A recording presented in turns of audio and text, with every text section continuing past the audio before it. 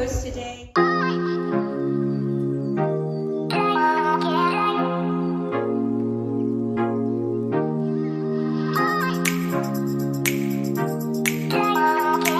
Hey guys, I'm here at Delara Hair Lab, and this is because I'm about to get my hair refresh. See my roots? It's so bad now, so I'm just going to get a haircut and refresh. And the reason why I'm bringing you with me is because one of you had asked, what else can you do as a voiceover artist? What else can you do? You can actually host events. You can actually host a webinar. You're lucky because I'm about to host an event in a few days' time, and I'm going to bring you with me. But first, let's get my hair done. And I'm done. Look at that color. Isn't that beautiful? Wow, I really love it. If you want to check out Delara Hair Lab, they're over here in Alabang. I'll make sure to get their address for you on the caption or here. Check them out. Okay. All right, let's get into it. Events hosting, something else that you can do apart from being a voiceover artist. So what is it that they have in common? Of course, using your voice, right? And if you're a voiceover artist, that means that you have a good sounding voice. It registers well and you're articulate and you can convey emotions. All of those things very important to being an events host as well. So I think for this video, it will become like a day in the life of an events host vlog. So I'll show you what happens. So you already had a glimpse of the before, which is preparing for the event itself. I had my hair refresh because I want to look good when I host that event. And also I just didn't have it on camera, but I also bought an outfit that was good for the client's branding. So that's something that you have to also put a little thought into. So I thought for this video, I'll bring you along with me because I do have an event hosting coming up in 2 days. So I'll bring you along and hopefully you can have a glimpse of what it is that happens when you're an event host. And maybe it will open a door for you into doing something else apart from being a voiceover artist. But before we get into the vlog, let me just tell you that there are actually 3 events that you can host. So 3 types. First of all, for businesses, you know when businesses have their seminar or something like a talk for their clients, or if they're introducing a new product, for example, an IT company is introducing a new product for their potential suppliers, they will hold an event for that. So that falls under corporate event. So that's something that you can host. Another one is lifestyle events. So when there's a fashion show, or maybe there's a new song or a new music coming out, or anything that involves a celebrity launching a movie, anything lifestyle. So that falls on the lifestyle events, and you can also host for that. And then a good jump off point for you if you're new to events hosting would be weddings.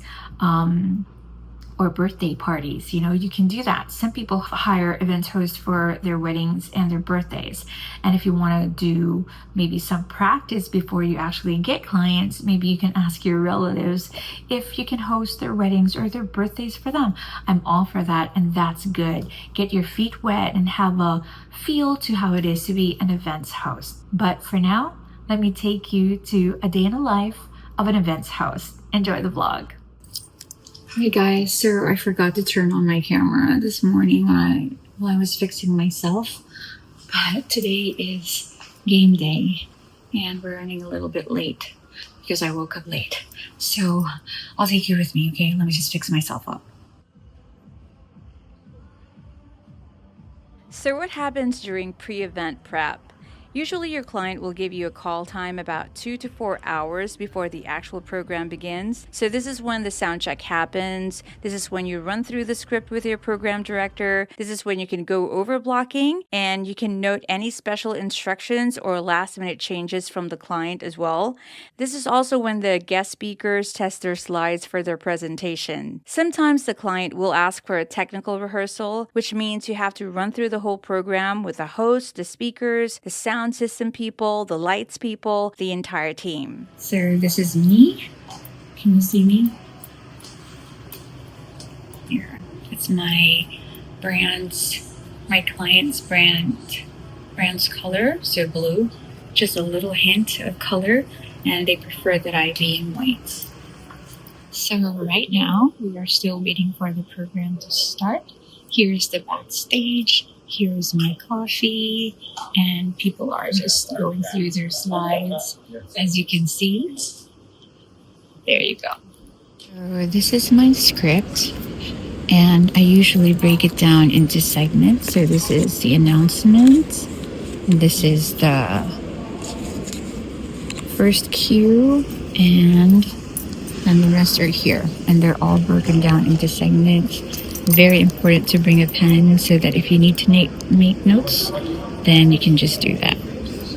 So what is it that we can help to make us sound a little more natural when it comes to delivering our lines on stage? For example, in the original it says, let us now start our program by inviting Confluence Sales Director for Philippines and Vietnam to deliver his opening remarks. Please welcome. That's redundant. You don't want to preempt the name of the speaker, so I just erased the first one and I just kept the second one so that the reveal of the name is exciting. And another one that you should watch out for is wrong grammar. So I corrected this, and I want to make sure that I say it correctly and not have any wrong grammar, because that will greatly reflect on me. So that's why you need a pen. All right, so I just wanted to talk to you about the event a little bit, which is actually, I think, is perfect, because usually it's either you're an on-stage host, or you're an off-stage host, which means you are just the VO who will do it off-stage. Obviously, that's what it means. But today is actually very special because it's a combination of both. So sometimes I'm on stage, and then sometimes I'm just off stage. So hopefully the clips that I have will give you an idea of what I'm talking about. So. Good morning, everyone! How's everybody doing today? Wow, I see lots of beautiful faces and handsome ones as well. If you're still outside and you can hear my voice, I'd like to invite you to come in, and please don't be shy. Occupy the seats up front so you can see the stage better. And welcome to the first Confluence Annual Data Streaming World Tour 2025 here in Manila. And we are so thrilled to have you here at the very stunning Shangri-La, the Fort Manila today. My name is Anna. It is such a privilege to be your host today. And on behalf of Confluent and the organizing committee, we extend our appreciation for your presence, because we know that your time is precious and it took some time for you to get here. Was traffic so bad? I hope not. But let us now start our program by inviting Confluent's Sales Director for the Philippines and Vietnam to give us his opening remarks. Please help me welcome on stage.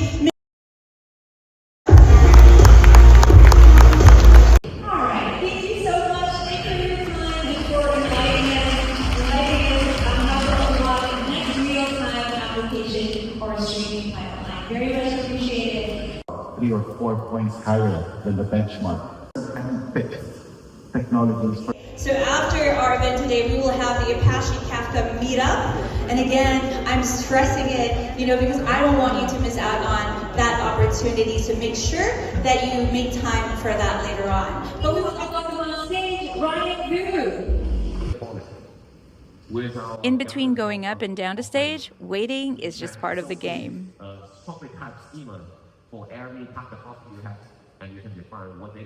we would also like to acknowledge and thank our sponsors, Confluent, AWS, Azul, and Cloud Mile. Thank you so much. Now, what do you need to know about hosting events? Well, first of all, you should know that it's your responsibility to do some research on your client and whatever product or service they're endorsing, because you want to sound like you know what you're talking about when you're on stage. Second, make sure you connect with your audience. please look at them, not just your script. Third, don't sound so stiff. Let them feel that you're genuinely excited for them and that the event will actually bring value to them. If you can make them laugh, better. Now, on your professional rate, I can't really disclose mine, but here's how I structure it. I charge for a minimum of 4 hours, and that already includes call time. So even if they only need me for, let's say, 3 hours or less, it's still my 4-hour rate. Then I have a separate rate for each additional hour after that. Use this time to connect with your fellow attendees throughout the day, okay? Hey, here's a pro tip. If you can, take a nice photo of you on stage with a microphone, either before the event or after the event. This will be great for your hosting portfolio, especially if you don't have a lot yet. Okay, so I've changed into my normal clothes. Can you see me there? Yeah, so I'm done with my hosting and I had a great time. It was a great team and the program was absolutely easy, and it's because of the team. So there you have it. I just took you on a day of an events host. Now you know what it is to be like an events host, and hopefully I inspired you to look into this. It might be something that you will also enjoy, but I will try to come up with more ideas for you to do apart from voiceover acting, okay? So for now, I'll leave you here. Goodbye, and I hope you had a great day with me. See you soon. And there you have it, a day in the life of an events host. I had a great time filming myself for the whole day of events hosting, and my hope is that it inspired you to look into events hosting. It could be something for you too, and this is another way to earn money as a freelancer apart from your work as a VO artist. So if you have any questions about how it is to become an events host, please send it down at the comment section down below, and I will try my very best to answer them. Also, if you loved this video, please give it a thumbs up and also share it with your friends who are also aspiring to be a voiceover artist or an events host. I'll come up with more videos about events hosting and maybe other things that you can do apart from being a voiceover artist. I'm looking forward to hearing from you down in the comment section, and I'll see you on the next video. Cheers!